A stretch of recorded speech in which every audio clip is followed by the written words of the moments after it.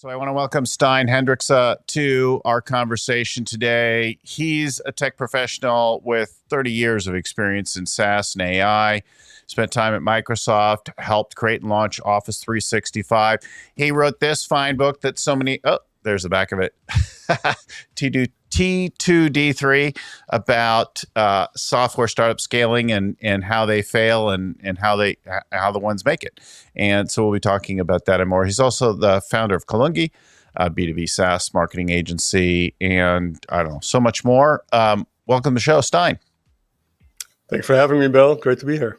It's a pleasure to have you on. So we're going to get into all this and more today. I think it's interesting to think about, the business lessons, but let's go back further. I'm curious what your time in the military in the Netherlands, what lessons you took from that into your career. Yeah, it's a good place to start. I didn't finish most of my schooling, Bill, and I was doing software development on the side since I was like 9 years old. And so what happened, my mom at some point, she had a friend who was a high officer in the Dutch army. And when I had gotten it into my head, I was about 19 years old, I think, that in addition to software development, and I had dropped out of school by then, I should go work as a croupier in a Dutch casino. She kind of gave him a nudge and said, hey, there's still a mandatory military service in the Netherlands, right? It might be good to call Stijn up. And so I got that letter on the Monday morning. It was on Sunday it was in the mail, and literally I had to go Monday morning. There was like a train ticket in the envelope to go to the local recruiting or actually training area. I was in for only a little more than a year. It was one of the last groups of people who had mandatory service in the Netherlands. So we were turning the military into a professional army. I was in the army. I was a sergeant, so NCO, I think, in English. Yes. And communication services, but it was cool for me. It was a good resetting kind of my sort of what it means to be a professional. And then when I came out, I had met my current wife. We've been together for a while. It was much more serious than before. But my time in the military wasn't that interesting because it was really just a short period and mostly mandatory service. But I did learn, discipline and being part of a group where you wouldn't always get your way and listening to authority. And so it's good. I served in the U.S. Air Force when I was very young, and I was kind of encouraged to go in by my dad at the time because I was kind of mismanaging. I was a little immature for college, and after my first year of school, he encouraged me to take a break and go in the Air Force for a little while or do anything to grow up a little bit. And I remember being really uncomfortable with the whole, mostly I didn't like it. There were things about it, but when I look back now, over time, they're really powerful lessons. Like when you come in and you're all disoriented, and then you start to learn to do things like simple things like march as a group. And there's this moment where it goes from a bunch of scattered things to everybody's heel strikes at the same time, and you're finally moving together, and you're like, wow. And I don't think that hit me then. It felt something, but later I thought and realized, yes, we're much more powerful together. When you can get people to all work together in harmony, with synchronicity, there's definitely some power there in getting things done. Yeah, that's a great point. I think I was more commenting immediately what comes to mind, how it formed me, right? And who was kind of with me into shape at that age.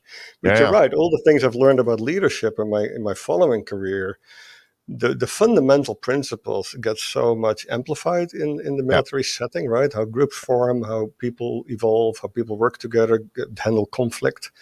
And I find myself a lot when I'm coaching people to use military analogies, and you have to be careful sometimes. You do. But they are very useful often, right? Yeah. Because it is an environment where things get very real very quick. And it's a nice way to apply that then to business, where you usually have a little more time and there's a little more leeway, a little more.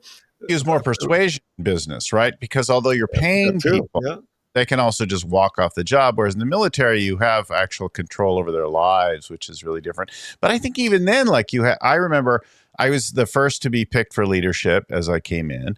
And I was given a small group of men to lead. And then almost as quickly, I lost that leadership. I was fired. And By I, your man? yeah, huh? Fired by your man, Bill? No, well, I mean, maybe, but no, fired by, by the leader who'd appointed me. Right. So, and at the time, it just kind of stung. It was embarrassing and a little confronting. But as I looked down it later and with time, I realized it's because I was about being the authority rather than like I like took it on like, okay, I'm in charge instead of, hey, what do you guys need? Instead of being a servant to the unit and what we needed, I was like, I'm in charge. And it was too much focus on me and not them. And so as quickly, I got it because I speak up and I step forward and like that kind of thing. And I lost it because I wasn't thinking about the team and the mission. And, it's super useful. Yeah, it's a great example. So I learned in my career about these like three power bases, right? How you have either formal power, or you Yeah. have power because people follow you because they can learn something, right? Expert power, and then the most powerful of the three is really referent power, right? Where people trust you. They know you Yeah. have their best interest in heart, and you're really helping them grow for many other reasons than just your expertise or your formal position. And it was funny. I had the similar experience. I had a small team, just like an NCO. I had two linemen. They were like rolling out electrical cable in the field. I was a Mm-hmm. company sergeant communications, and I had one radio technician, and I had a chauffeur, and I had two drivers. I think one for the truck and one for the Jeep. But the radio technician was the only professional in my group. The rest were all conscripts, right? And Mm. so he was kind of actually a much higher seniority than we are, because he had committed for a much longer time. And I definitely didn't have much referent power or even expert power over this person in my team, right? I may have had some authority, hierarchical, but it didn't really mean much. And yeah, he just did whatever he wanted. He was kind of laughing a little bit. And it made me feel like I have to really earn this position. You cannot just show your stripes, right, so to speak. And it was a great learning. Yeah. I'm curious about the culture and the experience of working with Microsoft. What was that like? And I know like things change over time. You worked at a different time, but what can you share with us about that time?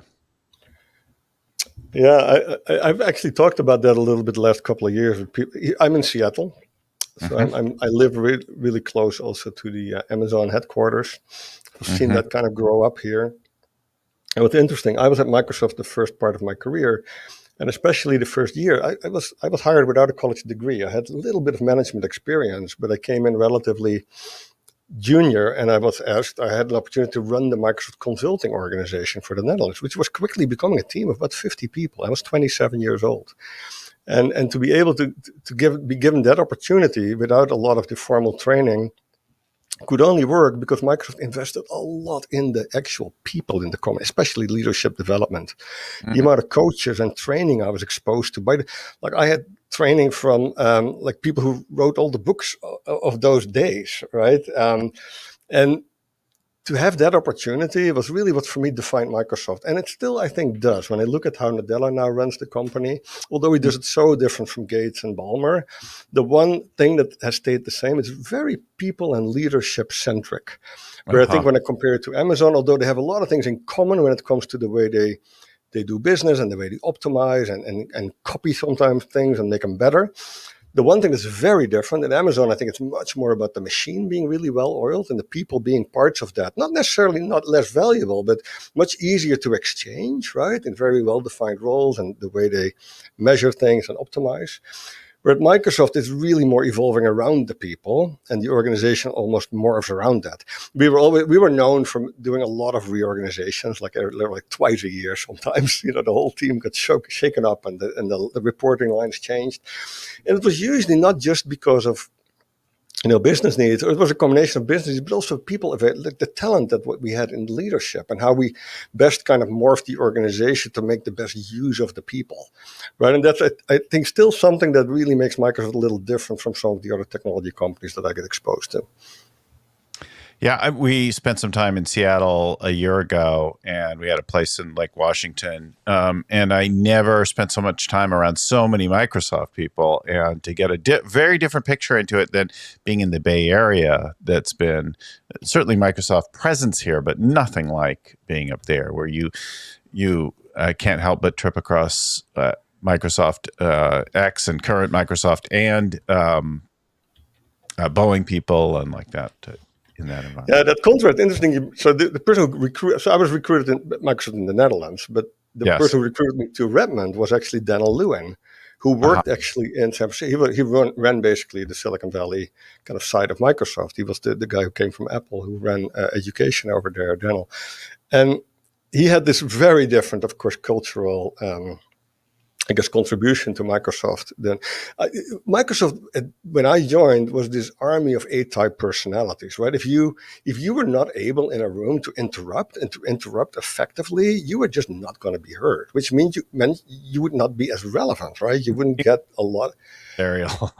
Yeah, but it worked, right? Yeah. But it's also the reason why a lot of people, when they leave Microsoft, they have a harder, and I think now it might be different. I've been gone for a while, but they have a hard time adjusting sometimes to environments where people do work in a different way, right? Where there's a different form of collaboration. Because at Microsoft, it did work. It wasn't necessarily bad, but it was definitely not the way most companies do it. Really, really interesting. It's good to think about it and to think about the pros and cons of it, and to take a look in the mirror at the kind of culture, the kind of business that you're building. Let's dive into some of your stories and that kind of thing. You've had successes, you've had mistakes. You've talked about both as we prepared and collected notes for the show. I think it'd be great to start off with your mistake around spamming on LinkedIn and that kind of thing, outbound marketing, and the lesson learned there. Would you share that with us? Yeah, sure. Yeah, I'm a software developer Yeah. originally, and I turned into sort of a consultant, then sales, and then marketing. But I've been in marketing now for 20 years. And what's interesting, the fundamental job we do as marketers, specifically in technology, it's maybe a little different in other marketing fields. We try to change people's behavior and ultimately what people believe, right? And to Right. make sure that leads to action. And when you do that, there is no way around most people concluding, which I don't think is bad, that you have to proactively do something to either interrupt people, to make people look up, to make them pay attention, to make them do something with you sometimes instead of. Yep. Um, Yep. and that does lead to things like outbound marketing or other forms of kind of interruption marketing to Right. sometimes being less effective. And what I learned when I started to get exposed to things like account-based marketing and all these other things that are basically meant to basically find people in certain places in their journey where you can interrupt them in a less maybe a less clear way, right? Where it's less obvious maybe and less annoying. Mm-hmm. That if you look around you in daily life, we do outbound marketing all the time in our personal relationships, right? When we are at a cocktail party, right? And we talk about what we do at work, or we have a business card maybe that we give to, we're doing outbound marketing, right? There's many moments when we're trying to kind of tell our story to people who may not necessarily have Googled us and found us organically, right? So outbound in that sense, an interruption happens all the time. But the trick is you need to, in everything you do, I think, but especially here, you need to make sure you try to add as much value as possible. The book that I still recommend every marketer to read, and by the way, a lot of people, everybody in business, is Dale Carnegie's book from the 30s, 36, how to make friends and influence people. Mm-hmm. Because you have to learn how to understand what other people would be interested in, right? How you can be interested in them. And the story that I sometimes tell, we landed here in the US. We came from the Netherlands, and we had our first house had a lot of trees around it, Seattle. Yeah. So we live here in this house with a couple of trees on it, and our son was about, I think 8, 9 years old then. Mm-hmm. Someone knocks on the door 8 p.m. at night, and it was one of those tree pruning services, cutting companies, etc. Yeah. And they knocked on the door. We didn't open. Our son that I'm not even sure if we were home. I think we were, but maybe just busy. And he, of course, didn't have any decision-making authority, so the door was closed relatively fast. But this person who knocked on the door at least left a flyer behind, right? They had something to leave behind. And yeah, what happens 4 or 5 months later, I think my wife sees a tree branch hanging over the garage, and she thinks, hey, that looks kind of shady. And she remembers that flyer in the kitchen drawer. And we called that company, she did, and we're still using them 25 years later. That was outbound marketing that they did. But what they didn't do, I assume they did not knock on every door. They knocked on the doors that had trees hanging over their garage, right?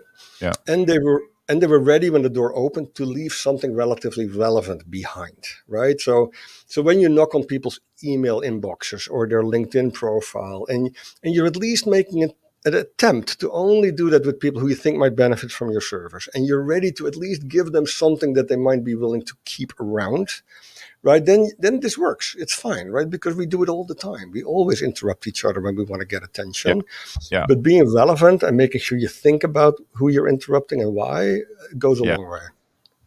I think it's really useful. The effort. So first, some attempt at targeting, and then trying to create some relevance and value. Like, here, I have something that might be useful for you, and I personally on the receiving end of things all day long that aren't particularly valuable. Hey, we'd like to help you with this. Okay, but I'm not looking for that.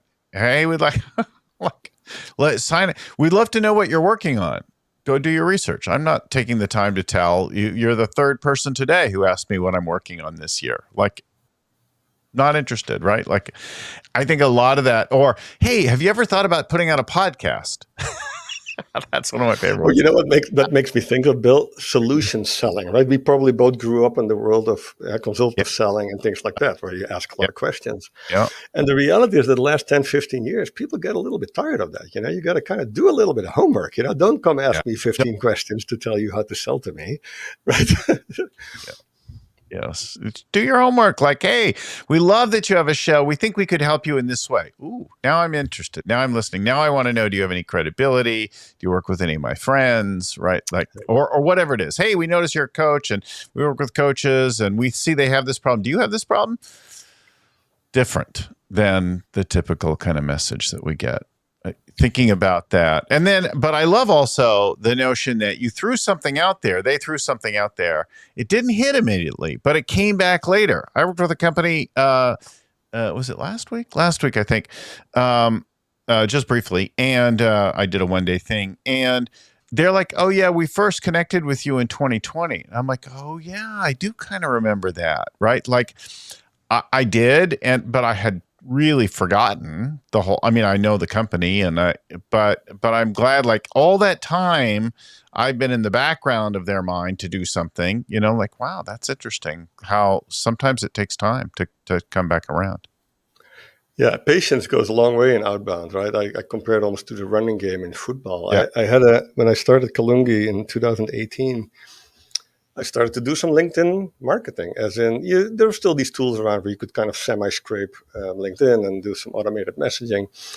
And I did that. But at least I tried to target and have, like what I just talked about, be a little bit relevant. And there were a bunch of companies who didn't think of that any other than spam. But one of them actually became Kolungi's largest client. But they came back like 2 years later. They had absolutely categorized it as spam and not interested. But then 2 years later, when they were looking for a fractional marketing agency to outsource to, they did remember the message. And they said, hey, we're not going to look for it. We may have one already. Let me go look in my archive. Yeah. And it became the largest client for Kolungi in that year. Yeah. It's funny, and it does kind of reinforce the importance of not doing anything really stupid. Like, I've seen a couple of people's sort of last minute, like, obnoxious email message to try to finally jar me, and that like gets them permanently blocked because I'm like, you're just a jerk, and you're like willing to do anything at that point. You have to put effort in, and so my comparison with the running game in football, like, and this doesn't resonate necessarily with people outside of the US, but when you have kind of the 4 quarters of the game, it usually doesn't pay off in the first or the second quarter. You got to kind of keep testing what's working, what's not, and pound the defense a little bit. And with ABM and outbound, it's a little bit similar, right? You really have to test what works, the subject lines, the message, the timing of those things, or the channels that you use. But once you find what works, it can actually be really, really effective because there are a lot, assuming you have product market fit, you know what your ideal customer profile looks like, assuming you've done those basic things, then there should be prospects out there who will say at some point, hey, yeah, that's for me. I'm surprised today at the marketing that I personally see, right? Like the things that come at me in all realms, business, personal, professional, right? That are, some of them feel really targeted. Like they're really speaking to me. They're surveilling me. They're tracking. They're seeing the kinds of things that I'm interested in. They're feeding me up. And one way of viewing that is like, spooky, creepy. The other way is, oh, this is actually helpful because it's something I'm interested in, whether I choose to do business with them or not. And then I see these other things. It's like, what does that have anything to do with me? That like, where could that possibly, like, how is anybody spending money in that and doing so little targeting to anything that I care about? It does seem like we have both today. Yeah, the terms like nail a niche and of course and focus, have been around for a while. But I think now with the amount of data that people have available and the ability to learn from digital breadcrumbs, right, and what people click on, and it's just so vast. Yeah. But if you're not able to get to know your ICP so well that they think of you as part of their group, right, is not optional. You know, it's failure if you don't do that. It's not that hard. In tech and SaaS, there's a staggering number of acronyms: ICP, ideal customer profile. But do you know who your ideal customer is? Do you have an avatar? Do you have more than some demographics around them that you're looking for? And are you speaking to them? Talk about the other side of it. We've been talking about outbound, targeted kinds of interrupts. What about content marketing? And what's getting it right? It's going through massive change today in AI. Mm-hmm. I know you've written scads of blog posts, that kind of thing. Maybe share with us about your thoughts on that. So first, if you've reached product market fit, if you've kind of established what your ICP is and you've been successful selling to them and letting them not only use your product, pay for it and keep using it, you have this unique ability now to learn from those customers, right? So you should be ahead of the game versus your competition and also improving your product, improving your services, right? Because you have access right there and then to what these people would also need, right? And what they would need next. And then, AI helps to increase the capability of doing that fast and do the research and develop the content and all that. But I think relevancy has, the game and the bar has gone up significantly because of all that in the last couple of years. The other thing that I always find very important to teach when we talk about an ICP, people are very common, and we'll throw in a couple more acronyms just for fun, to go from what's the TAM, right, the total addressable market, all the people in the world that they think are in their market segment that they could possibly service, to the serviceable part of that market, right, the SAM, right? That's a pretty common, people get that. Like, I shouldn't go after types of clients that are just not going to be able to use what I do. They are in the wrong country, or they are the wrong size, or for whatever reason, they're not serviceable. The much harder thing to do, and that goes from the CEO of a company to the board and to the people who work in the team, is to actually go to the next step, the SOM, right? Not only the serviceable part of that addressable market, but the obtainable part of that serviceable market. Because you have limited resources, you have limited time, right? And having the discipline to say, hey, out of all these customers that I could potentially serve, that all fit my ICP, right? That all are part of where I have, gotten product market fit. Who do I go after first, right? Where's the friction going to be the lowest? Where's my likelihood to be able to get them to really become fans the highest? And that discipline, especially when you're a smaller company, is really, really difficult. It's very hard to say no to sometimes relatively easy bets, right? Where you can basically score points relatively quick. But of course, when sales then hands those customers down the services, and I'm in SaaS, Bill. So for me, cost of acquisition, CAC, customer acquisition cost, let's keep the acronyms rolling here, is not the only thing that counts, right? In SaaS, it's really important to think about the cost to service these customers, right? Because these customers will stay with you. Yes. And especially when you're not great at dialing in not only the part of the market that you can service, but the part that you want to service, right? The SOM. Then your services cost will just not help you with your profitability goals, etc. And that is absolutely, for long-term sustainability, a more important metric than pure growth.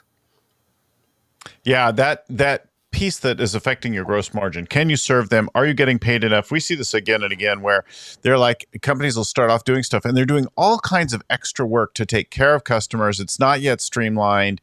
And they're not charging for everything that they're providing. And people are overjoyed, but they're getting an enormous amount of service for a very low price, right? Because they're part of this initial thing and the focus is all on growth and adding logos or whatever to the company, like that's a different stage, and it's easy to miss that. I've worked with a few companies, not all SaaS, but definitely quite a few, who start to get growing, and then they realize, wait a minute, the cost of taking care of these clients, like, and usually then it's also like there's a question about the service attributes, what they're actually providing, and the complexity of their offering needs to get simplified.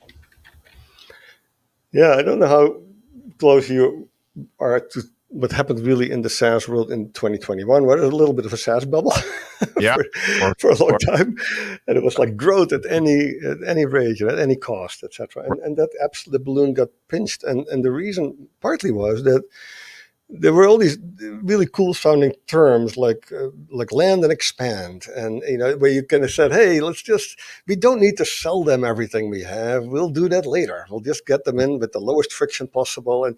And the problem with all that is that, of course, the theory makes sense, right? If it's cheaper to sell to customers that you already have, etc.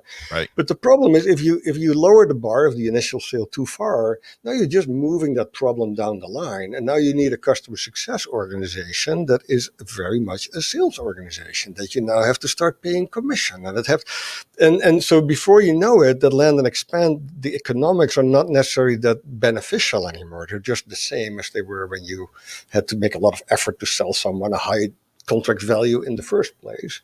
And a lot of that, I think, led to, in addition to just investor sentiment and things like that, for the SaaS bubble to kind of increase and increase and increase, where the challenges that you face when you just need to sell something and you need to service a customer with a reasonable product for a reasonable price.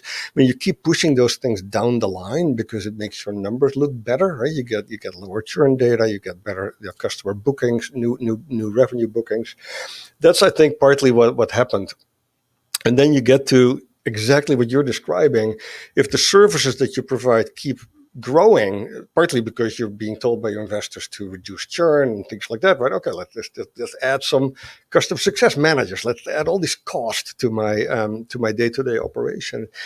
Now you're forgetting that you can actually charge for that, right? And what I've seen really successful in the last couple of years, and I think this transfers to non-SaaS companies as well, Bill, is that if you've done that, if you've built a lot of extra capability to take care of what I would call your hero customers that are on your hero price plan or your hero package, that are really buying what you like them to buy, and you're adding onboarding and education and all kinds of service levels to do support, then at some point you could say, hey, I'm not just going to do a price raise for inflation reasons or there's many reasons why you could raise your price, but because I've actually provided them so much more lately than we used to have. And I call that the Hero Plus price plan, right? So I've seen a lot of companies be very successful with adding, let's say they have a 3-tier price structure, to add like a middle tier plus plan, like a Ford, Right. that is 10, 20, 30% more expensive, but it doesn't really change the product, but it changes, right. It really charges for all these extras that you've been building. And usually it's a very easy way to sell your customers on that, especially the new ones who didn't know that they already got that for free. I signed up for a health SaaS app thing recently, and I got the base, and then they started adding all kinds of things. Well, you could upgrade this, and you could add that, and you could add this, and I'm like, oh my god, what did I really pay for in the beginning? I'm like, but that kind of got me now. Like, okay, they got me for a year. We'll see how it goes.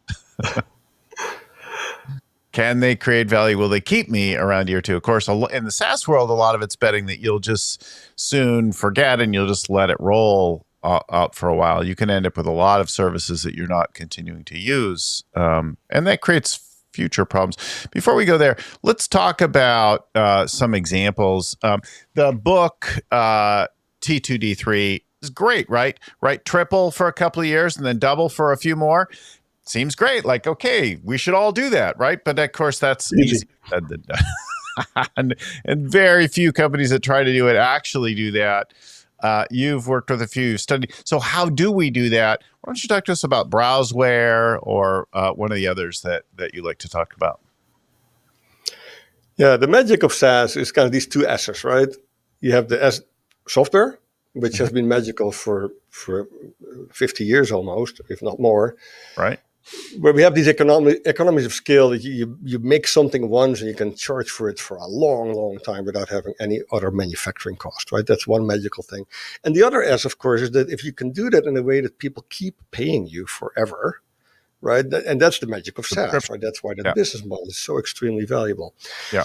The problem that comes with it, and that's, I think, is really comes back then into the T2D3 kind of mindset, is you have to realize that if you want someone to pay again next year, like you did with your subscription example that you just gave, that you need to make sure you keep adding value, right? And if you don't do that, then you get into the world of, hey, I hope they don't even notice that their credit card gets charged again. And that's not a great way to do business. At some point they will.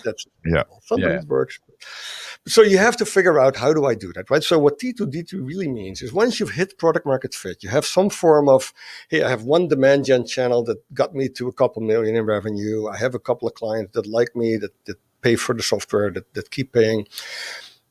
To get to exponential growth at that T2D3 curve, you need to diversify that demand. You need to start thinking about, how do I monetize those customers? How do I get more revenue from a single client than I got yesterday? How do I grow either ACV or ARPU or ASP, however you measure the size of an individual customer or a contract. Yeah. And you have to reduce churn. You have to get really on, how do I make revenue retention a big part of my focus? And all that at the same time of optimizing the funnel, right? The funnel has all kinds of, the volume of the funnel, the speed of the funnel, the shape of the funnel, all those things.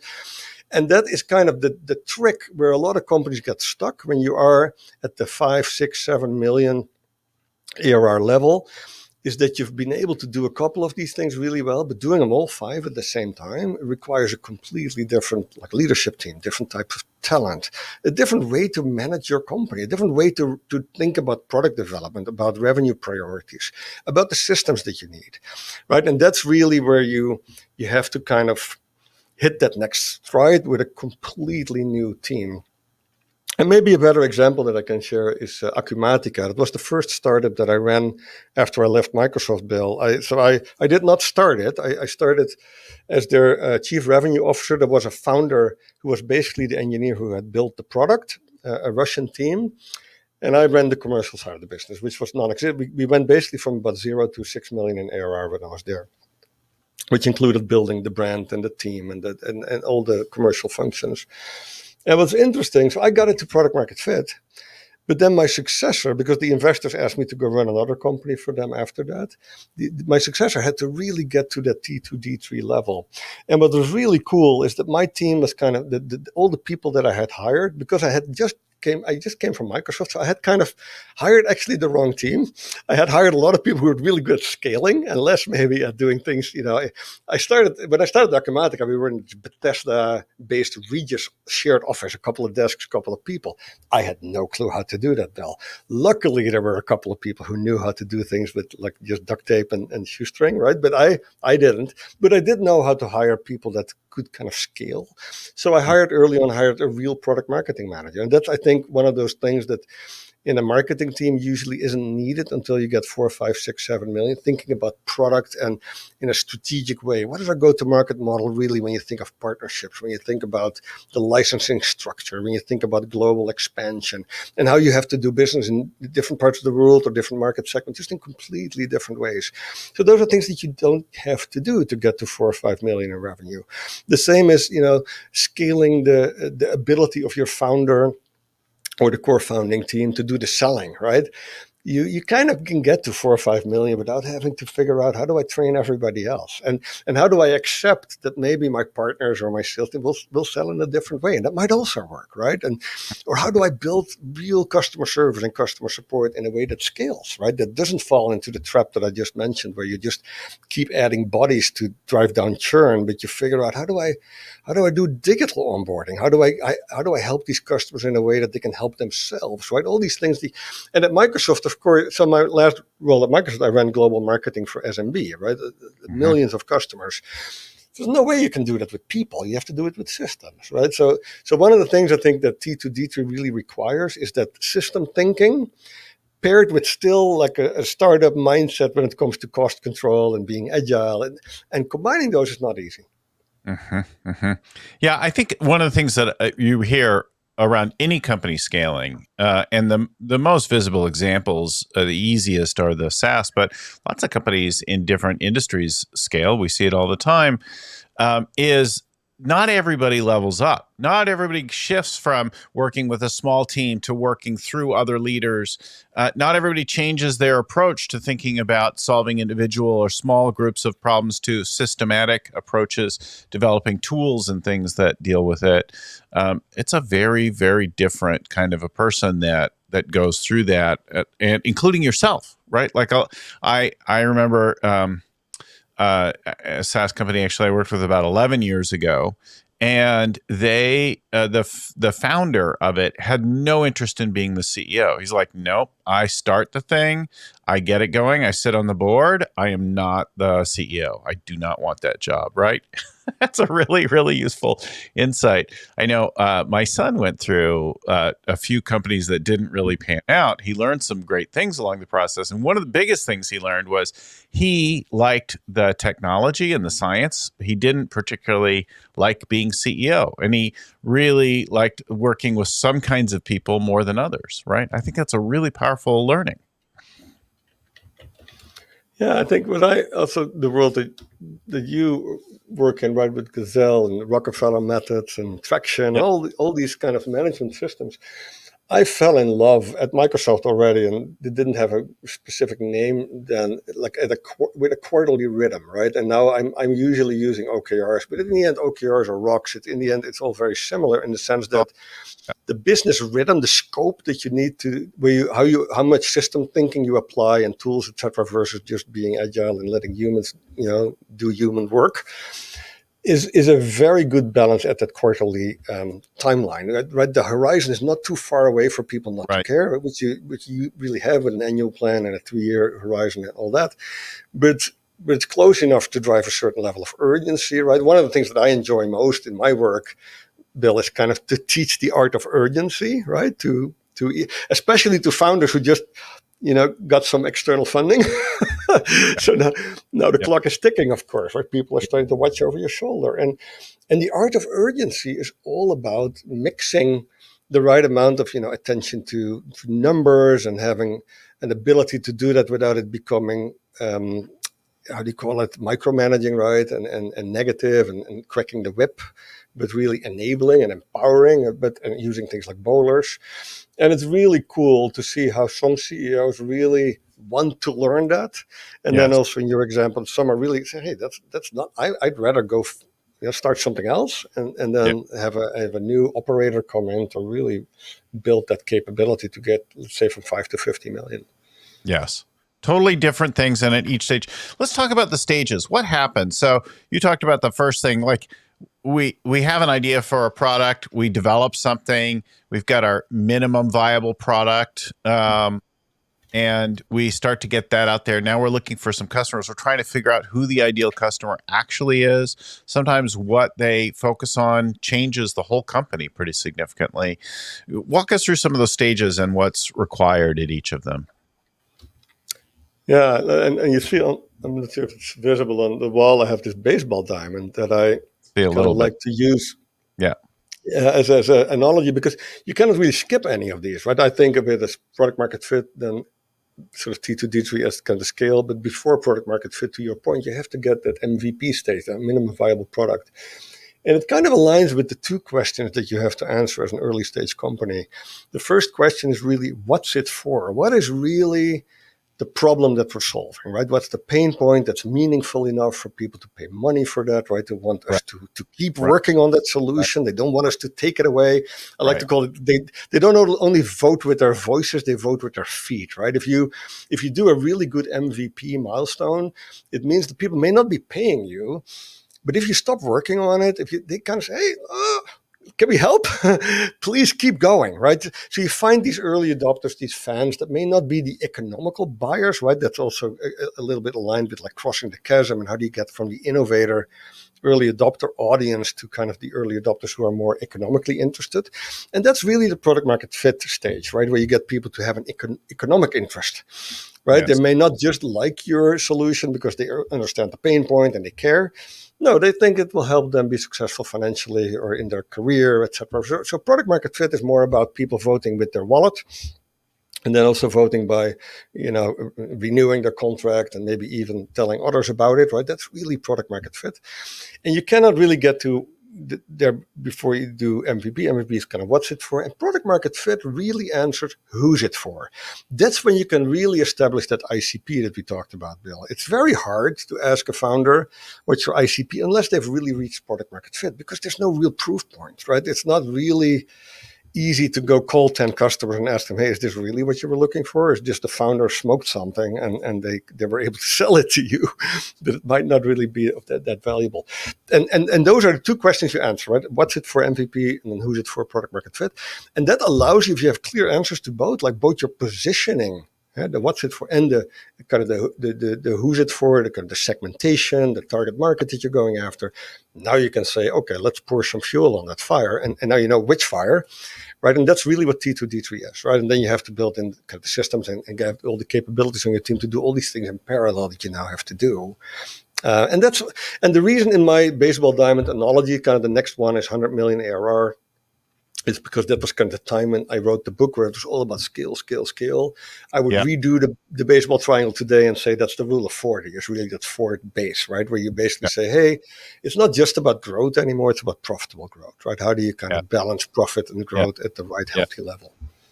This has been a big shift in the last 2 years with our client companies, where before it was just growth, growth, growth, and we'll worry about the profitability later. And, you could say that really started in the 90s with early internet, early web stuff. There was just a focus on capturing land, right? Getting a user base, getting something, and then we'll figure out how to make money later, which didn't always work, right? Sometimes the easiest way to make $1 million was to spend 10 or more in internet lands in the early days. And then, but especially after the initial spike post-pandemic, then the correction was like, no, we need companies that are actually making money. And the change in both public markets and the VC community was really, like I felt it with my clients and in our world. A very sharp turn, very sharp, yeah. In a couple cases, companies got sold off, broken up and sold off. And in other cases, there was a significant pivot to getting profitable. I can tell you the ones that have done really well, they got the new religion and they created a pathway to get profitable fast. And now we're seeing growth, but profitable growth. And we're starting to see that rule of 40 idea being applied and changing the multiple that the company for the subsequent valuations significantly, right? Big difference in what those rounds are. Well, we probably talked for a long time. To read more about it, of course, T2D3, the book, but also T2D3.pro. We'll put the link there on the screen. We'll put it in the show notes. You can go find it, read more about Stijn's work and their company and that kind of thing. So, Stijn, thanks so much for joining us on the show today. Thanks for the conversation, Bill. So much to learn, whether you're in SaaS or not. If you're not in SaaS, you just have to work around the profusion of acronyms and concepts that are going there. Learn them to apply them to your business. Thanks to Stijn. Thanks to our listeners, viewers, for watching, for tuning in with us this week. Thanks to my friend and mentor, Vern Harnish, who created the Rockefeller Habits and the Scaling Up framework that we use with our companies. To the folks at Storyon, Christelle, Seth Cameron, and team. There's more over there than them, but they're the ones I talk to the most, who get our show ready, produced out the door each and every week. And so like it, subscribe wherever you get it, or go to scalingcoach.com, check out one of our monthly workshops, and get started scaling up. Until next time, keep scaling.